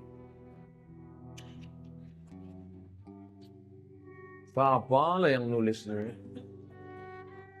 Itu makanya dalam mazhab Maliki tak boleh kaligrafi dinding. Mungkin masjidnya mazhabnya Maliki. Nih, ukiran yang indah yang cantik. Mana ada zaman Nabi ukiran indah cantik? Nabi hanya menyampaikan khutbah bersandar di batang korma. Lalu datang seorang perempuan. Ya Rasulullah, aku punya budak hamba sahaya tukang kayu. Dia pandai membuatkan mimbar. Apakah boleh kubuatkan mimbar? Boleh. Maka dibuatkanlah mimbar 3 lantai. 1, 2, 3. Nabi naik ke atas mimbar lantai 3 menyampaikan khutbah. Ketika Nabi meninggal, Sayyidina Abu Bakar merasa tidak layak tegak di lantai 3. Abu Bakar tegak di lantai 2. Meninggal Sayyidina Abu Bakar ditikam oleh Abu Lu'lu'ah. Kemudian naik Sayyidina Umar. Sayyidina Umar tidak layak di lantai 3. Lalu kemudian dia tegak di lantai 1. Lantai paling bawah. Begitulah mereka. Mereka tidak mau melompati Nabi SAW. Orang sekarang, kalau ada pemimpin sebelumnya lantai 3, dia buat lantai 4. Nabi Muhammad, wa fawqa kulli dhi ilmin alim. Di atas yang berilmu, ada yang lebih berilmu. Tapi ada lagi di atas ilmu. Apa dia? Al-adab fawqal ilmi. Adab di atas ilmu. Tak ada guna banyak ngaji kalau menyalah-nyalahkan orang. Padahal itu tidak salah. Tak ada gunanya rajin pengajian kalau cakap kasar, mencaci maki, sumpah serapah. Kalau tidak pada yang batil. Yang batil mesti dikatakan batil. Yang salah mesti dikatakan salah. Tapi pada yang khilafiyah, nata'awan fima tafaqna wa nata'adzar fima ikhtalafna. Pada perkara yang kita sepakati, mari kita beramal. Tapi kalau kita berbeda pendapat, mari berbeda berlapang dada menghadapi perbedaan. Masuklah Sayyidina Imam Asy-Syahid Hasan Al-Banna ke dalam masjid bulan Ramadan. Ketika itu dua orang sedang kelahi. Salat tarawih 11 rakaat. Lebih dari 11 bid'ah. Yang satu lagi mengatakan, salat tarawih 23 rakaat. Kurang dari 23. Bukan tarawih. Kelahi. Datang Imam Syahid Hasan Al-Banna. Kalian kelahi gara-gara apa? Gara-gara tarawih. Hukum tarawih apa? Sunnah. Kelahi di masjid hukumnya apa? Haram. Gara-gara yang sunnah, kalian jatuh kepada yang haram. Tarawih 11 rakaat dilaksanakan Sayyidina wa Maulana Muhammad sallallahu alaihi wasallam. Kenapa 11 rakaat? Apakah dia malas? Apakah karena dia irit? Dia 11 rakaat karena waktu tidak cukup. Rakaat pertama surat Al-Baqarah 2 juz 4 lembar. Pada masa Sayyidina Umar diangkatlah imam tarawih namanya Sayyidina Ubay bin Ka'ab radhiyallahu anhu. Ubay, engkau kuangkat jadi imam tarawih, tapi jangan panjang-panjang karena umat sekarang tidak sanggup. Kau buat 23 rakaat, tapi ayatnya kau pendekkan saja satu malam 1 juz. Pada masa pemerintahan Umar bin Abdul Aziz bertambah menjadi 36 tambah witir 39 rakaat. Maka ada 3 versi, 11 rakaat, 23 rakaat, 39 rakaat. Berdasarkan 3 riwayat ini, maka kata Syekh Atiyah Saqar mengutip pendapat ulama dalam Fatwa Azhar, tarawih itu 2. Kalau ayatnya panjang, rakaatnya sedikit. Kalau ayatnya pendek, rakaatnya banyak. Masyarakat kita cerdas, dikombinasikannya antara 2. Rakaatnya sedikit, ayatnya pendek. Dapat dua-duanya. Tidak usah saling menyalahkan. Selama kita masih Ahlus Sunnah wal Jamaah, natakataf, saling bahu-membahu menolong agama Allah Subhanahu wa taala. Imam Hambali namanya Ahmad bin Hambal, makamnya di Baghdad, Irak, meninggal tahun 241 Hijrah. Imam Syafi'i lahir di Gaza, Palestina, meninggal tahun 204, makamnya di Mesir. Mesir, Baghdad, Irak. Imam Syafi'i berkunut subuh. Imam Hambali tidak berkunut subuh. 2 orang yang bersahabat luar biasa. Suatu malam Imam Syafi'i tidur di rumah Imam Hambali. Syafi'i itu hebat luar biasa. Lalu ketika malam tidur, anak Imam Hambali mengintip. Gimana hebatnya Syafi'i itu? Lalu pada waktu paginya anaknya ngadu kepada ayahnya. Ayahku Hambali, ya, katamu Syafi'i itu orangnya hebat. Iya, tapi aku mengkhawatirkan 3 perkara pada dirinya. Apa yang kau khawatirkan? Tadi malam aku lihat dia makan banyak sekali makannya. Yang kedua, aku lihat dia tadi malam tidak sholat tahajud. Yang ketiga, aku lihat dia sholat subuh tidak wudhu. Oh, kalau begitu ini ajaran tidak benar. Ya, kalau begitu mari kita tanya dia. Gitu, klarifikasi dulu. Syafi'i, ya, kata anakku, engkau tadi malam ada 3 perkara yang mengganjal hatinya. Apa dia? Tadi malam katanya engkau banyak sekali makan. Kenapa kau banyak makan? Kata Imam Syafi'i, makanan orang beriman itu adalah obat. Maka kita disuruh banyak bagus makan obat. Makanya nanti kalau saya bertamu ke rumah bapak agak banyak dikit, tolong. Karena makanan orang beriman itu obat. Kata anak saya, kamu tidak tahajud tadi malam. Aku tidak sholat tahajud. Karena dari isya sampai subuh, aku membahas, mengambil hukum Quran, hadis, ijma', qiyas. Sholat tahajud sunnah, mengambil hukum fardu kifayah, menyelamatkan orang dari kejahilan. Kata anakku tadi malam, engkau kenapa sholat subuh tidak wudhu? Karena dari isya sampai subuh, wudhuku tidak batal. Maka ibu bapak yang bisa menahan wudhu, tapi Tapi jangan menahan kentut. Yang wuduknya batal silakan wuduk. Ini ditahan kentut sampai biru mukanya. Begitulah persahabatan mereka. Meninggal Imam Syafi'i 204. Imam Hambali masih hidup sampai 241. 241 kurang 204. Hampir 37 tahun lamanya Imam Hambali menahankan kesendirian, ditinggal sahabat. Tapi dia tetap dalam doanya. Apa kata dia? Rabbighfirli wali walidayya wali Muhammad bin Idris Asy-Syafi'i. Ampunkan aku ya Allah. Ampunkan kedua orang tuaku ya Allah. Ampunkan Imam Syafi'i. Selama berapa lama dia berdoa? Arba'ina sana. 40 tahun aku mendoakan Syafi'i. Begitu ditulis oleh Imam Al-Baihaqi dalam kitab Manaqib biografi Imam Syafi'i. Saya pulang dari Makassar. Bapak Ibu sudah menganggap saya keluarga saudara ukhuwah Islamiyah. Saya tak ingin Bapak Ibu doakan saya 40 tahun. 4 kali aja jadi. Ya Allah, apa doanya Pak Ustadz? Matikan Ustadz Somad dalam husnul khatimah. Itu saja. Ustadz, saya mau berangkat haji nih ke Mekah. Ustadz mau titip apa? 1.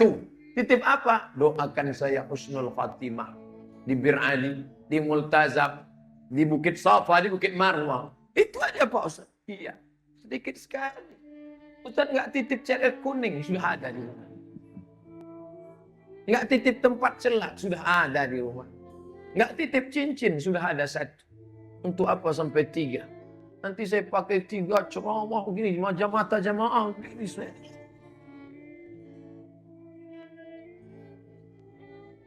Datang orang mau menguji-nguji, mau melaga-laga, mau membenturkan antara Syafi'i dengan Hambali. Assalamualaikum, waalaikumsalam. Hambali, ya, engkau kalau sholat subuh pakai kunut enggak? Enggak, saya enggak pakai kunut, kata Hambali. Kalau Syafi'i pakai kunut sampai meninggal. Bagaimana kalau saya ikut engkau Imam Hambali? Bagus, kau ikut saya bagus. Bagus, ya. Bagaimana kalau saya ikut engkau tidak berkunut, tapi pas sholat subuh imamnya Syafi'i? Dia mau ngetes. Apakah Hambali berkata, campakkan Syafi'i? Apakah Hambali berkata, tinggalkan Syafi'i? Apa kata Hambali? Kalau engkau ikut aku sholat subuh tidak berkunut, pada saat engkau sholat subuh ternyata imamnya adalah Syafi'i, angkat tanganmu dan ucapkan amin. Nassa alaihi Syafi'i. Begitu kata Imam Syekh Ibnu Utsaimin. Kalau imam mau berkunut, maka kau angkat tangan dan ucapkan amin. Allahumma dina fi man hadait. Amin. Wa'afina fi man afait. Amin. Wa tawallana fi man tawallait. Amin. Wa barik lana fi ma a'tait. Amin. Waqina birahmatika syarra ma qadait. Amin. Yang diaminkan cuma 5 saja. Itu doa. Silakan sisanya itu bukan doa, tapi sana, pujian. Fa innaka taqdi wa la yuqda 'alaik wa innahu la yadhillu man walait wa la ya'izzu man 'adait. Tabaraka rabbana wa ta'ala falakal hamdu 'ala ma qadait. Astaghfiruka wa natubu ilaik. Wa sallallahu ala sayyidina Muhammadin nabiyil ummi wa ala alihi wa sahbihi wa baraka wa sallam. Baru. Kalau hafal baca, kalau tak hafal jangan dipermasalahkan. Bahkan apa kata Imam Ibnu Taimiyah? Ibnu Taimiyah subuh tidak baca kunut karena dia dalam fikih mengikut mazhab Hambali. Walaupun dalam beberapa masalah dia keluar dari 4 mazhab. Idza qanatal imamu faqanata. Kalau imam baca kunut, maka kau ikut baca kunut di belakang. Wa illa fala. Tapi kalau imam tidak baca kunut, jangan buat kunut sendirian di belakang. Mudah saja jadi makmum. Tinggal gerombol kereta api ikut induk kepala di depan.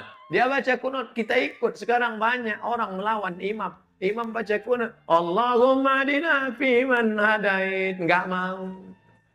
Wa'afina fi man afait. Kamu aja.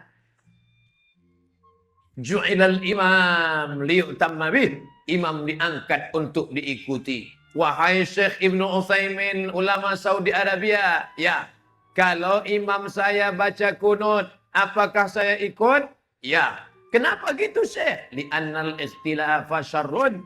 karena melawan imam tak baik. Kau ikuti saja imam. Tapi kalau masih ada dalilnya. Doa kunut masih ada dalilnya. Tapi tidak semua perbuatan imam diikut. Masa imamnya kentut kita ikut kentut? Bapak Ibu yang dimuliakan Allah Subhanahu wa taala, man qara'a Yasin, siapa yang baca surat Yasin fi lailatin, pada suatu malam, asbaha maghfuran lah, subuhnya dia sudah diampuni Allah. Si ibu pun baca Bismillahirrahmanirrahim, Yasin wal Qur'anil Hakim. Apa yang dibaca-baca Yasin malam Jumat? Tak ada tu dalilnya. Ada. Disebutkan oleh Imam Abul Fida Ismail Ibnu Katsir dalam tafsir Al-Quranil Azim. Apa kata beliau? Qala Rasulullah sallallahu alaihi wasallam, Rasulullah bersabda, "Man qara'a Yasin fi lailatin." Buka dalam muqaddimah surat Yasin. Siapa yang baca surat Yasin pada suatu malam, asbaha maghfuran lah. Besok subuh dia sudah diampunkan Allah. Itu kan malam. Enggak ada nyebut malam Jumat. Malam Jumat itu malam apa enggak malam? Malam. Malam Senin, malam Selasa, malam Rabu, malam Kamis, malam Jumat. Malam Jumat di antara 7 malam. Maka kau baca. Bagusnya tiap malam. Kalau enggak sanggup tiap malam, malam Jumat seminggu sekali pun jadilah. Dibaca malam diampunkan siang, dibaca siang diampunkan malam. Tapi bacanya bukan hanya sekedar baca mantra. Ini banyak orang percaya sini cuma baca mantra. Bim salabim abrak kadem. Ujung-ujungnya aja. Turja'un. Fayakun.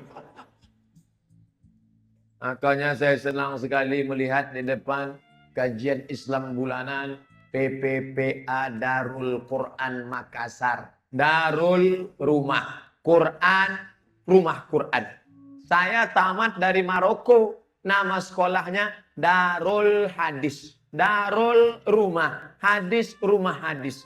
Karena memang tidak ada belajar bahasa Arab, tidak ada belajar fikih, tidak ada belajar, yang ada cuman belajar hadis. Maka disebut Darul Hadis. Anak-anak kita Darul Quran. Maka dia tidak akan baca Quran seperti itu. Pasti pakai tajwid. Bismillahirrahmanirrahim. Yasin. Sekarang ada orang baca Yasin. Yasin. Kenapa kau baca Yasin? Hanya kan 2 biji, Pak. Rupanya baca Latinnya. Itu dia baca Yasin. Baca Yasin Latin.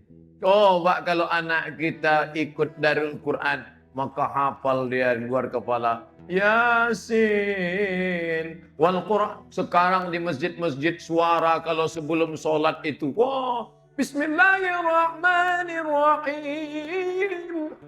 Begitu kita masuk ke masjid mau jumpa qorinya, ada. Rupanya flash disk.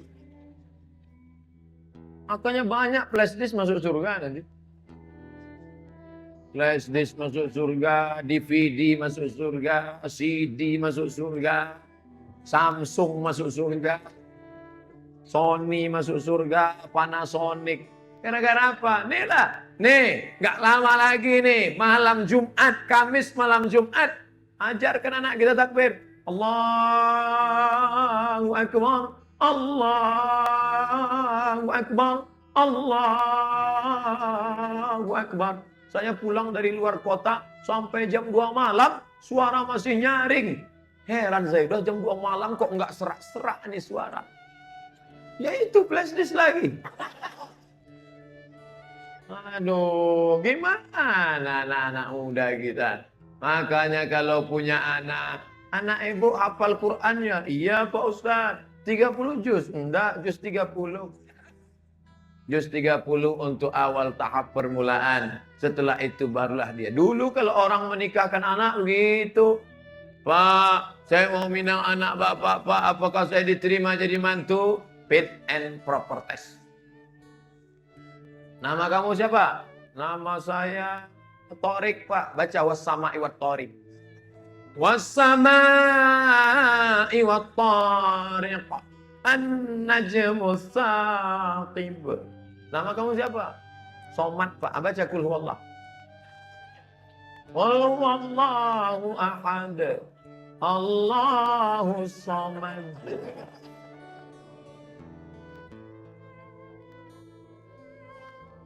Kamu mau minang anak saya juga?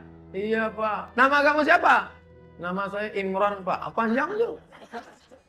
Ali Imran.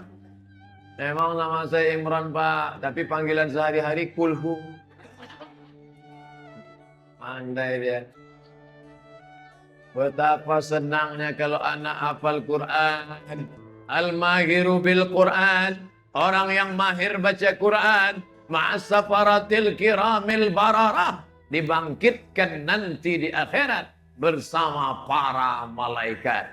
Pangkal kaji Al-Quran. Ketika bangkit dari kubur, tengok kanan malaikat, pandang kiri malaikat, lihat depan malaikat, belakang malaikat. Kenapa aku bangkit bersama malaikat padahal aku manusia?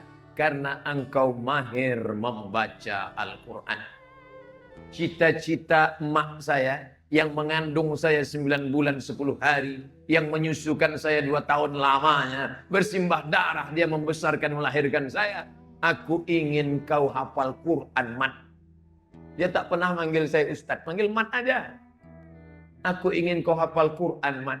Pulang saya dari Kairo membawa ijazah LC. Pulang saya dari Maroko membawa ijazah MA. Aku LC MA, Mak. Kau tak hafal Quran. Tapi ada kawan saya, dulu satu sekolah waktu di Madrasah Aliyah, namanya Ustadz Azman, dari Tanjung Balai Asahan, hafal Al-Quran. 30 juz di kepalanya. Orang yang hafal Quran 30 juz dan sekarang tinggal di sini. Mau ketemu sampai sekarang belum jumpa. Ini orang yang 30 juz di kepalanya, itu dia sudah lengkap semua. Begitu pejam mata langsung nampak Al-Baqarah, Ali Imran, An-Nisa, Al-Maidah, semua nampak. Klik Al-Baqarah muncul. Klik Al-Baqarah muncul. Klik Ali Imran muncul. Kita klik Al-Baqarah 3 kali error. Hang. Akhirnya muncul. Qul huwallahu. Saya memang tidak hafal Quran, Mah. Tapi anakku nanti, keponakanku nanti, mesti ku masukkan ke pondok pesantren SD IT, SMP IT, SMA IT, Islamic Boarding School. Saya berangkat ke Mesir 1998. Kawan saya hafal Quran 30 juz. Saya Abdul Somad, dia Abdul Hadi. Perjalanan 2 Abdul. Hafal Quran dia. Dari mana? Dari pesantren 77. Sulawesi Selatan. Makanya tadi waktu sampai saya tanya, di mana pesantren 77? Oh, ada di sini Pak Ustaz. Pondok pesantren tua tahfiz Quran kan? Ya. Mana-mana masukkan, yang penting dia hafal Quran. Anak yang hafal Quran, satu hari mengulangi hafalannya minimal 2 juz. Maka sebulan dia khatam 2 kali. Pahala mengalir ke makam kita. Seperti tetesan embun di tengah gurun pasir yang panas. Itu bedanya kalau orang lain. Kalau saya mau kirim Quran ke orang lain. Untuk almarhum Abdul Somad Al-Fatihah. Itu pun belum tentu sampai. Bisa jadi terdelet di tengah jalan. Karena orang yang baca itu fasik. Tapi kalau anak yang hafal Quran, begitu dia ulang 2 juz, 2 juz, 2 juz, sampai, automatically sampai, tanpa dia ucapkan. Begitulah indahnya punya anak hafal Quran. Maka masukkan ke sana. Cari anak-anak yang otaknya cerdas. Masukkan ke hafal Quran. Saya nggak maulah anak saya hafal Quran. Paling-paling jadi imam tarawih. Ini orang tidak layak hidup 2017.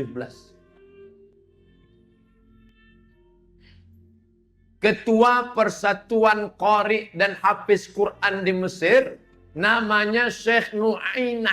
Coba cari di YouTube. Syekh Nu'ainah hafal Quran, hafal qiraat.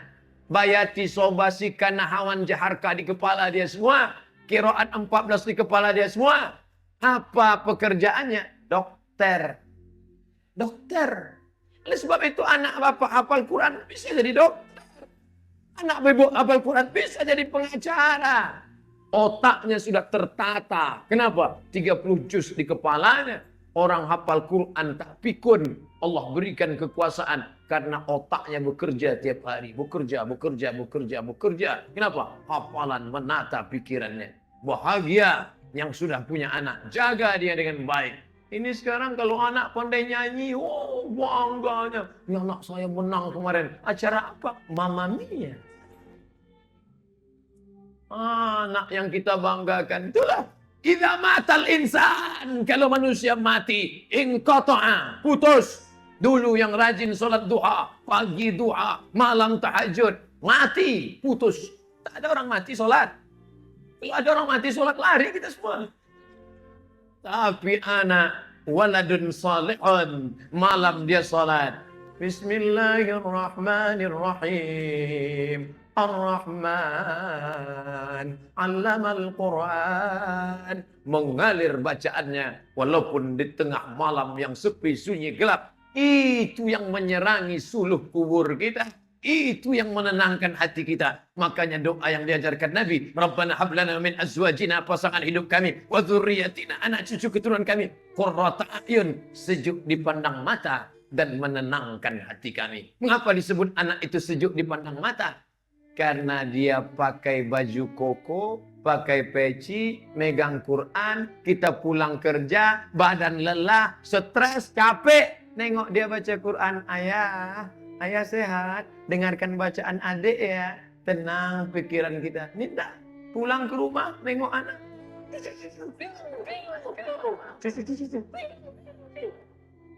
Nak, ayah pulang nak, salam ayah. Bukan dia mencium tangan ayahnya. Tangannya pula dia kasih cium. Betapa indahnya punya anak hafal Quran. Perempuan hafal Quran tidak akan buka jilbab. Perempuan hafal Quran tidak akan pakai rok pendek. Perempuan hafal Quran tidak akan menyia-nyiakan suaminya. Kenapa? Allah menjaga dia. Malaslah punya anak hafal Quran, paling-paling jadi ustazah. Siapa bilang? Jadi ustazah bagus amalnya mengalir, buka pondok tahfiz Quran.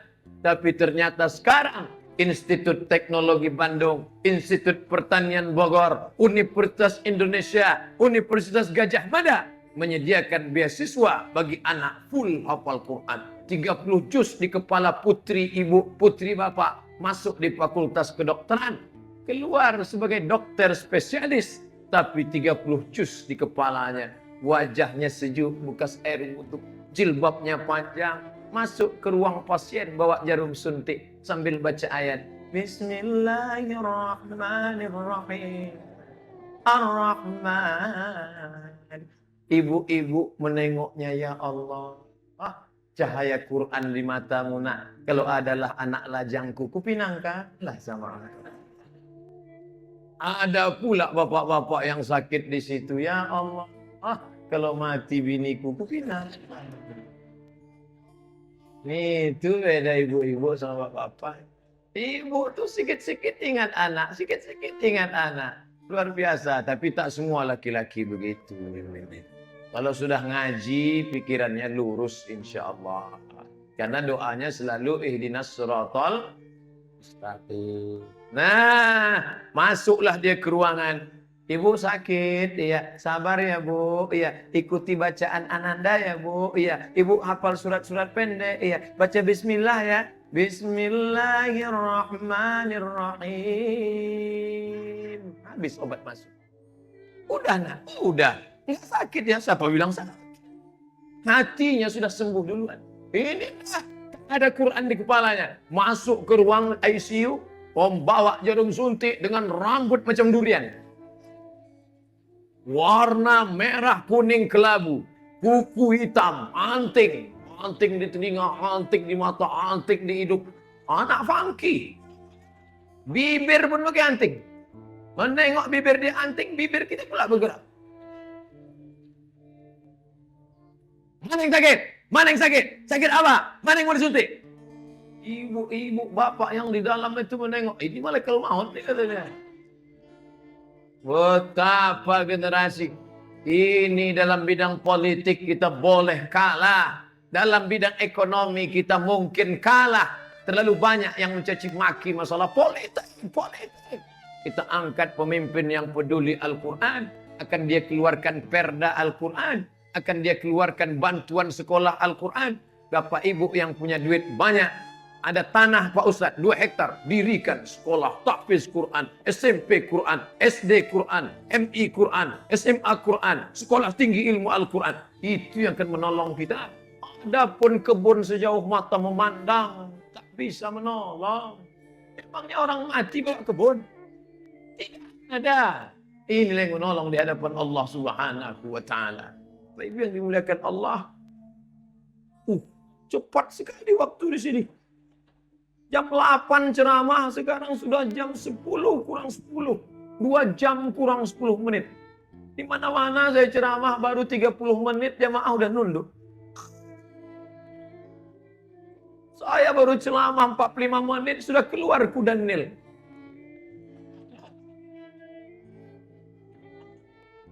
Tapi di Makassar, ceramah sudah 2 jam, jemaah tetap tajam. Ibu-ibu bisa tegak berdiri. Wah, memang luar biasa orang Makassar. Pantasan Syekh Yusuf Al-Makassari Tajul Mal-Khalwati dibuang oleh Belanda sampai ke Cape Town, Tanjung Harapan, Afrika Selatan. Rupanya begini jihad orang Makassar. Luar biasa. Allahu Akbar. Kuat saya pula yang jadi. Biasa. Orang Makassar kuat. Petarung, pelayar, hebat. Di negeri kami ada namanya Raja Ali Haji. Raja Ali Haji luar biasa. Bangsawan Melayu. Tapi dibaca nasab-nasabnya ke atas masih dari Makassar. Darah-darah itu mengalir sampai pun ke Kepulauan Melayu. Sampai hari ini namanya tetap diabadikan. Luar biasa. Jamaahnya tahan, Ustaz pula tak tahan. Apa yang dimuliakan Allah Subhanahu wa taala, itulah yang dapat saya sampaikan. Nanti kalau ada orang bertanya, siapa yang ceramah tadi? Mudah ingat namanya. Qul huwallahu ahad, Allahus samad. Berapa lama dia ceramah tadi? 2 jam kurang 10 menit. Apa saja yang disampaikannya? Aku pun tak ingat apa-apa. Tapi rekamannya ada insya Allah. Ada kamera, ada. Ini banyak. 1, 2, 3, 4. 1, 2, 3, 4, 5, luar biasa. Kita bertemu 2 kali majelis lagi. Besok subuh, besok siang. Setelah itu saya akan pulang. Terima kasih. Wassalamualaikum warahmatullahi wabarakatuh.